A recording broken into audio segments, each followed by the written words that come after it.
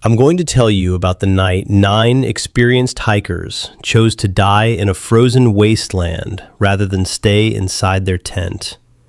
They had knives. They used them to slash their way out from the inside. That's where our story begins. Andrew here, for Permanent Underclass, where we explore the weird stuff your therapist would tell you to avoid. The, oh cool, now I'll never sleep again side of reality. If you're easily scared, easily offended, or easily anything, you're in the wrong place. February 1959, deep in the Soviet Union, in the Ural Mountains, there's a peak the locals call Kholat Syakhl. You know what that means? Dead mountain. The Mansi people, they've lived in these mountains for thousands of years. They've avoided this place for generations. Not because of superstition, because of stories. Stories they tell their children. Stories that kept them safe. Stories they learned the hard way. But in January 1959, 9 hikers ignored those stories. They weren't reckless. They weren't naive. They were experienced. More experienced than anyone who'd ever attempted this route in winter. They had proper gear, proper training, proper supplies. They were students from the Ural Polytechnical Institute, led by a 23-year-old named Igor Dyatlov. 8 successful expeditions before this one. 8 returns home safe. This would be his last. On February 2nd, something found them on that mountain. Something their instruments couldn't measure, something their training couldn't prepare them for, something that made them choose death over staying inside. I've studied this case for years. I've read every document. I've talked to everyone who'll talk, and I'm still not sure what happened.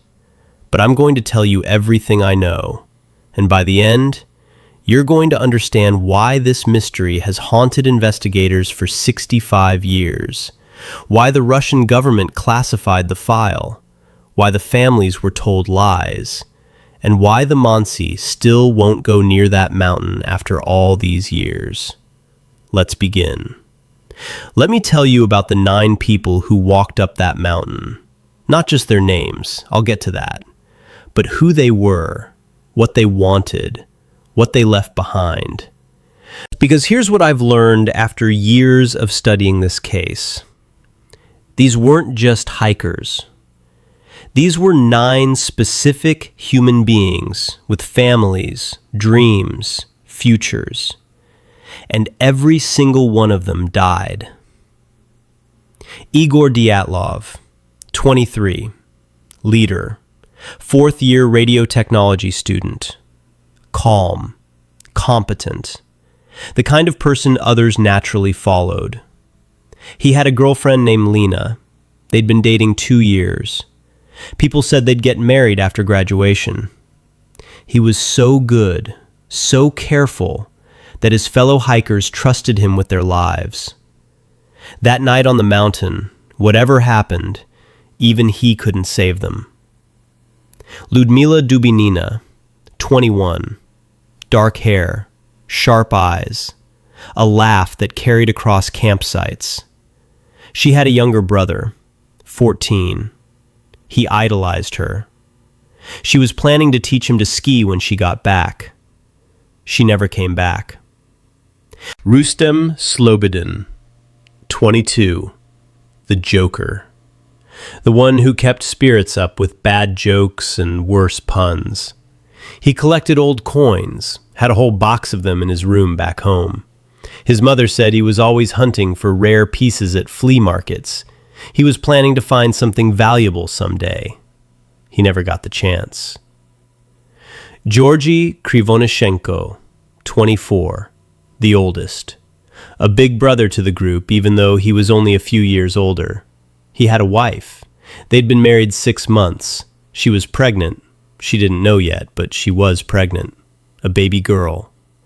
Georgy never learned his daughter was born 3 months later, in May 1959.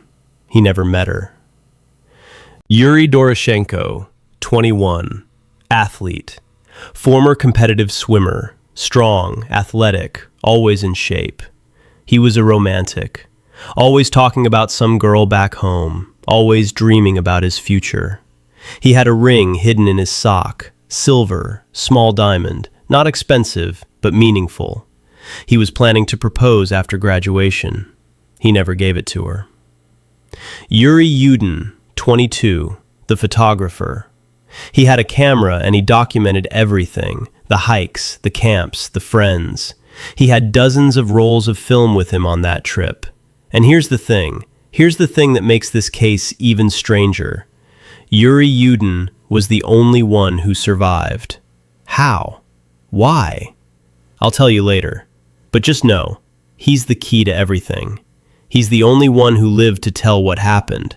And what he told investigators, what he whispered in his final hours, it's the most terrifying part of this whole story. Semyon Zolotarev, 38, the veteran.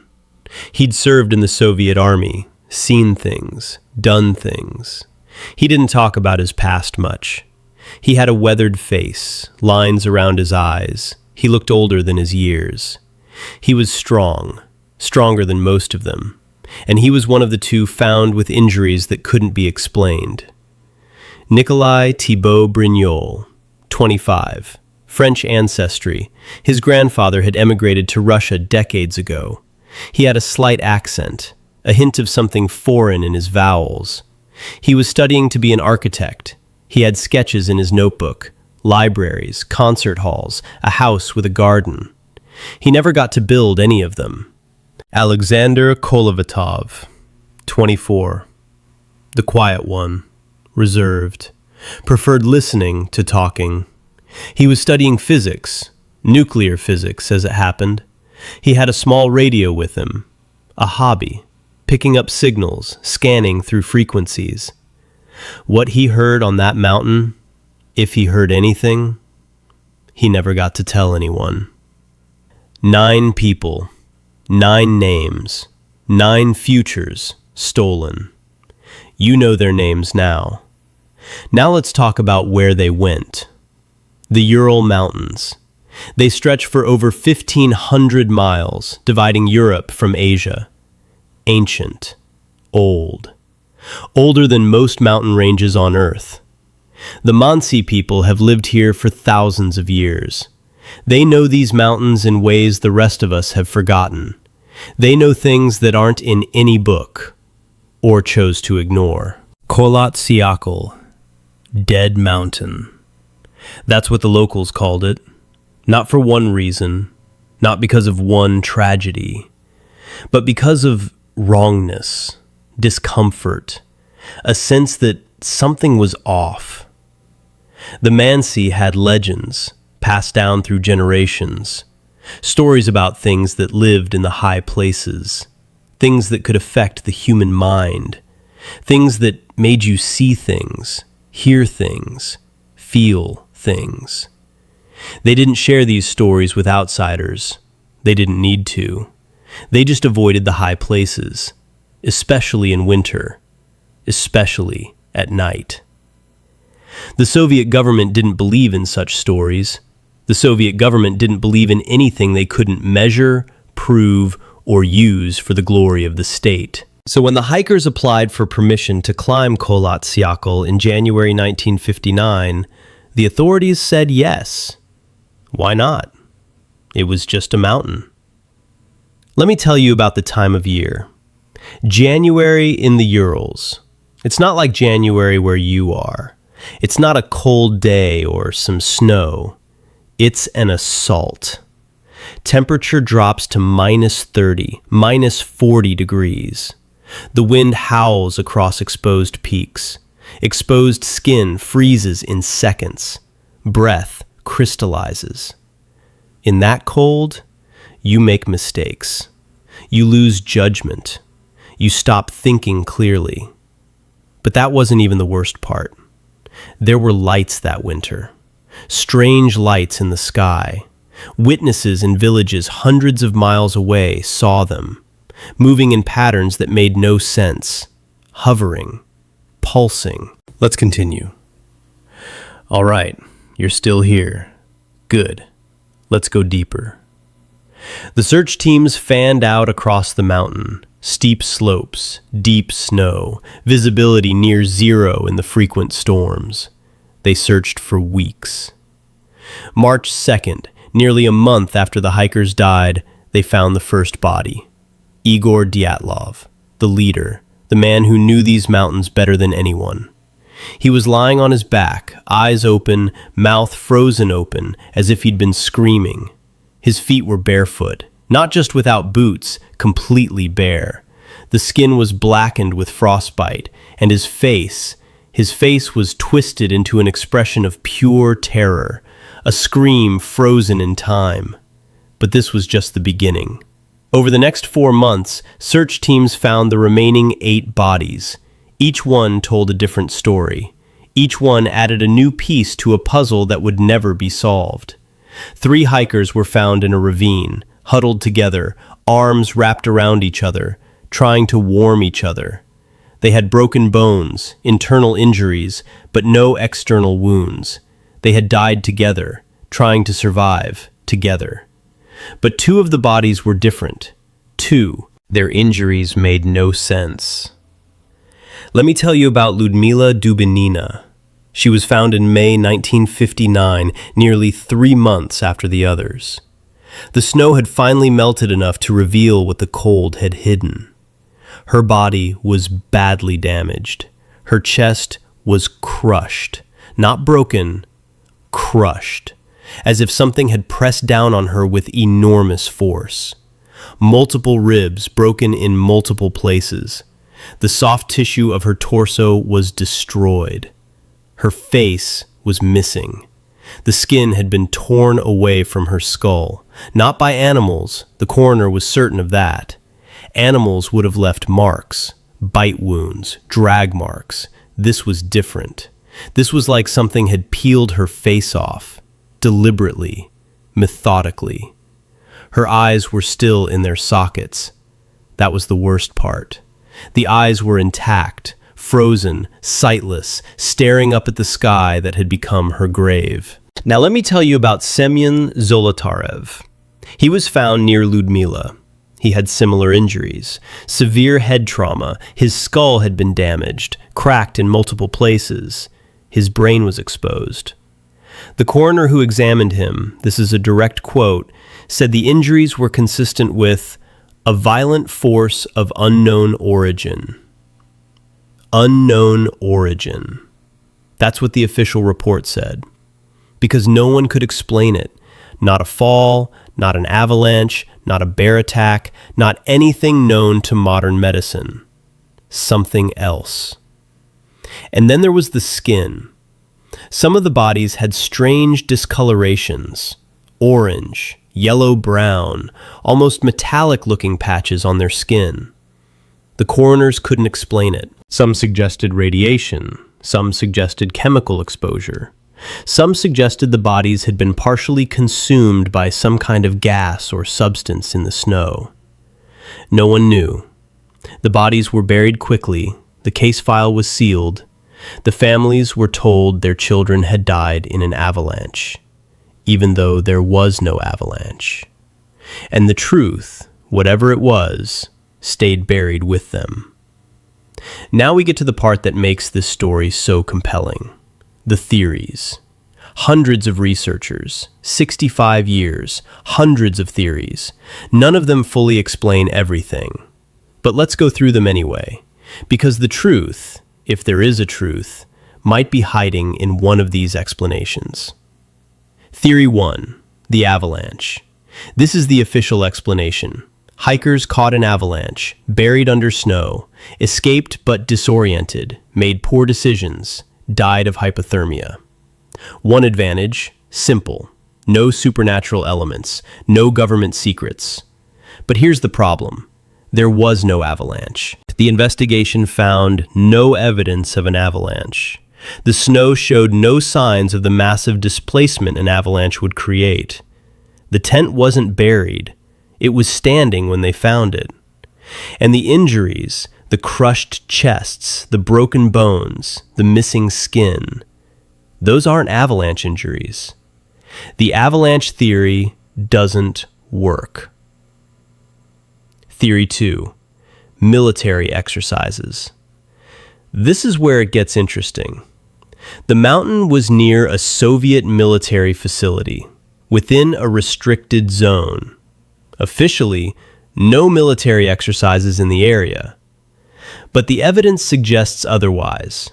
Strange metallic fragments in the snow, fragments that were never identified. Some hikers' clothing showed traces of unusual substances, and the radiation. Some bodies showed signs of radiation exposure, the strange discoloration, the unusual tissue damage. Was it possible the hikers stumbled onto a secret weapons test? A nuclear test? Something that went wrong? The Soviet government has never confirmed anything, but the theory has persisted for decades. Here's something that will keep you up at night. In 1990, after the fall of the Soviet Union, a Russian journalist interviewed the lead investigator. Her name was Anna Matveyeva. He told her something that had never been published before. He said that on the night the hikers died, there had been military activity in the area. He said the military had been testing something. He didn't know what. He said the investigation had been pressured to close quickly. He said he'd always suspected the military had something to do with what happened. He died 2 years later, under mysterious circumstances. Theory 3. The local people. The Mansi people, indigenous to the Urals, have avoided certain mountains for generations. They have legends about evil spirits in the high places, beings that can steal your mind, beings that can make you see things that aren't there. Some researchers have suggested the hikers encountered something, some kind of natural phenomenon that affected their minds. A sonic weapon created by the unique geography of the mountain. A gas vent releasing toxic fumes. Something that literally drove them insane. This theory is fascinating because it acknowledges that there are things we don't fully understand. The human mind is fragile. The natural world is full of mysteries. Here's something interesting. In 2013, a Russian expedition found evidence of previously unknown cave systems on Kholat Syakhl. These caves are filled with strange minerals. Some of these minerals can release toxic gases when heated or disturbed. Is it possible the hikers disturbed something in those caves? Is it possible they inhaled something that affected their minds? We'll probably never know. The caves haven't been fully explored, but it's an intriguing possibility. Theory 4. The lights in the sky. Let's talk about what people saw that night. Multiple witnesses in villages surrounding the mountain reported strange lights in the sky on February 2, 1959. These weren't normal lights. They moved in patterns that made no sense. They hovered. They pulsed. One witness, a woman named Valentina, was interviewed in the 1990s. She was 15 in 1959. She lived in a village about 30 kilometers from Kholat Syakhl. She said she saw lights that night. She said they were like fireworks, but wrong. She said they moved without any pattern, any direction. She said the next morning, the sky was lit up like day. What were those lights? The Soviet military was conducting tests in the area. Missiles, rockets, some kind of experimental aircraft. What if the hikers saw something they weren't supposed to see? What if the lights were connected to the military tests? What if the hikers were eliminated? I'm not saying I believe this, but the possibility exists. Theory 5. The paranormal. And then we arrive at the theory that most people secretly wonder about. What if it wasn't of this world? The injuries, particularly to Dubinina and Zolotarev, were like nothing the forensic investigators had ever seen. The damage was too severe, too localized, too precise. The strange substances, the orange discoloration, the changes to the skin. What if the hikers encountered something that wasn't human? Something that came from somewhere else? I know how this sounds, but let's look at the evidence without dismissing it immediately. The hiker's tent was ripped open from the inside.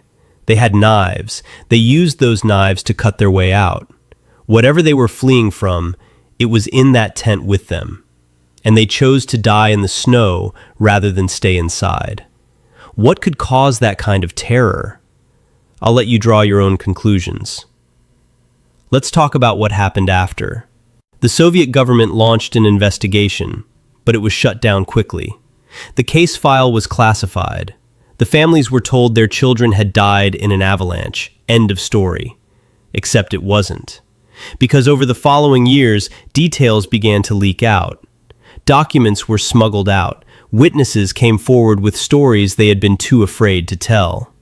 And what emerged was a picture of a massive cover-up. The military had been in the area. That much is confirmed. They were conducting some kind of operation. The exact nature is still debated, but they were definitely there. The strange fragments in the snow. Some witnesses claimed they were pieces of a missile or rocket. Something had fallen from the sky. And then there's the story about the helicopters. After the bodies were found, military helicopters were seen circling the mountain. According to some accounts, they were collecting something from the snow. What were they really collecting? The Soviet government claimed they were part of the search operation, but the search was supposed to be over by then. There's also the story about the survivor. There shouldn't have been any survivors. All 9 hikers died on that mountain. Except, according to some accounts, one of them might have lived. The story goes that one hiker was found alive several days after the others. He was suffering from severe hypothermia and couldn't speak. He kept repeating the same phrase over and over. "The light," he said. "The light. The light." He died shortly after being rescued, but his final words were recorded. Whatever he saw, whatever he experienced, it was enough to break his mind. Is this story true? I can't confirm it.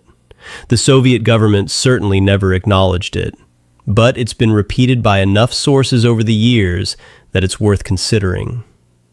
What really happened on that mountain? We'll probably never know for certain. The case file is still partially classified. The Soviet Union is gone, but the secrets remain. I want to tell you about the man who led the original investigation. His name was Lev Ivanov. He was a senior investigator for the Soviet prosecutor's office. He'd worked on hundreds of cases. He thought he'd seen everything. He was wrong. When Ivanov arrived at the mountain, when he saw what the search teams had found, he knew immediately that this case was different. This wasn't an avalanche. This wasn't a simple hiking accident. Something else had happened here. He spent weeks on the mountain, collecting evidence, interviewing witnesses, trying to piece together what had happened. And the more he learned, the more frightened he became. He started having nightmares. He told his wife he'd wake up screaming, unable to remember what he'd dreamed, only that it involved the mountain, the faces of the dead. He started drinking, not heavily at first, just enough to quiet the thoughts, enough to sleep. It didn't work. The case was taken away from him, officially because he was needed elsewhere. Unofficially, everyone knew the truth. He'd gotten too close. He spent the rest of his life trying to forget what he'd seen on that mountain. He moved to a different city. He changed jobs. He never spoke about the case, not to his family, not to his friends, not to anyone. But he couldn't forget. In 1986, Lev Ivanov died. He was 63. The official cause of death was heart failure, but his wife told a different story. She said he had nightmares until the day he died. She said he'd wake up in the middle of the night, screaming the same thing over and over. "The eyes," he would scream, "the eyes in the dark." She never found out what he meant. Every few years, someone new takes up the investigation. New theories emerge. New evidence is claimed to be found. In 2019, Russian investigators announced they had reopened the case. They collected new samples from the mountain. They interviewed witnesses who had never spoken publicly before. The results? In 2020, they announced they'd found evidence of a natural force, some kind of powerful weather phenomenon that could have caused the injuries. But they didn't release the full report. They didn't explain what this force was or how it could have done what it did. The case remains officially unsolved. Today, the mountain is a tourist attraction. People hike to the site where the tent stood. They leave flowers. They pay their respects to the 9 who died. Local guides will tell you not to stay too long. They'll tell you to keep moving. They'll tell you that even now, after all these years, something is wrong with that place. The Mansi still avoid it. What could cause that kind of terror? What caused those injuries? The forensic evidence doesn't fit any conventional explanation. Falls, avalanches, animal attacks, none of it matches. Something else did that to those bodies. What were the military doing there? Why the cover-up? What could the Soviet government possibly have been hiding? What did the survivor see? If the story is true, if someone lived long enough to speak, what was the light he kept talking about? And finally, the question that haunts me most, what if it happens again? Because here's the thing about Dyatlov Pass. It wasn't that long ago. It wasn't that far away. It happened in modern times, in a relatively accessible location, to a group of experienced, well-prepared hikers. If it happened once, it could happen again. And the next time, maybe it won't be 9 people on a mountain in Russia. Maybe it'll be someone you know. The mountain is still there, standing in the Urals, covered in snow, silent as it's been for millions of years. The tent is gone. The bodies are buried. The case file is locked away somewhere in Moscow. But the question remains, what really happened on that mountain? The locals have a saying. They say that on certain nights, when the wind is right, when the clouds part, when the sky is clear, you can still hear them, the hikers, screaming. I'll see you next time, if you dare. Sweet dreams.